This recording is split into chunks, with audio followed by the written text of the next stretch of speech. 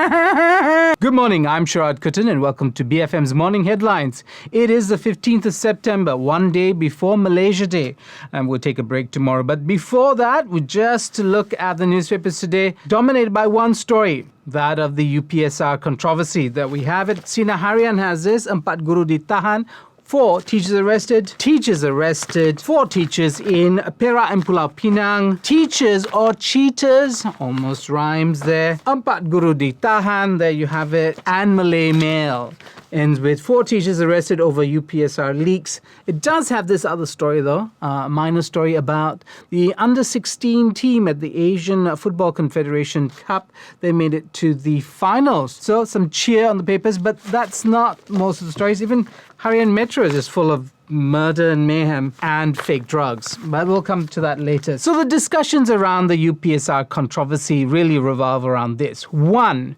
are we looking at criminal activity within the bureaucracy trying to exploit the fact that they can sell exam papers?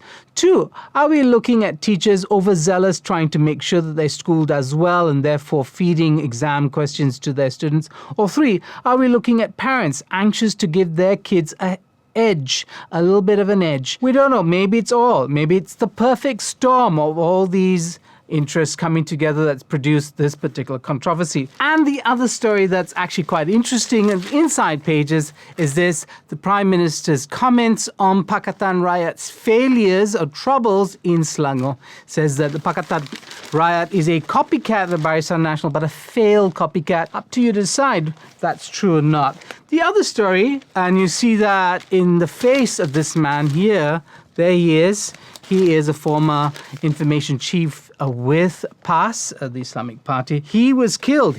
He finally succumbed to his injuries. He was in a coma for some days. He's not the only one that's killed in the conflict in Syria and Iraq. He's in Iraq, of course. There you have it. 3rd Malaysian killed in Syria.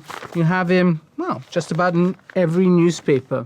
There he is. Not good news, especially as the US has decided to form a coalition to battle the ISIL or ISIS. Now its latest transformation, the Islamic State. It's battling the Islamic State. This, of course, means that a lot of Malaysian jihadis who support the Islamic State will be in the crossfire. Now, the other story, of course, is Malaysia Day tomorrow, and some of the newspapers carry lengthy articles on this, including here, one by Professor Michael Lee. In the Straits Times, the New Straits Times has that story. Images we don't often see because notions of the nation are often dominated by the peninsula and its politics and personalities. Here you have Sarawakian personalities. You might not even be able to recognize them. I wouldn't. Even Kalung Ningkong is probably the most famous of the 3 men here. This other story in the Malay Mail also points to disaffection among many in the Borneo states of Sabah and Sarawak about what the Federation has given them.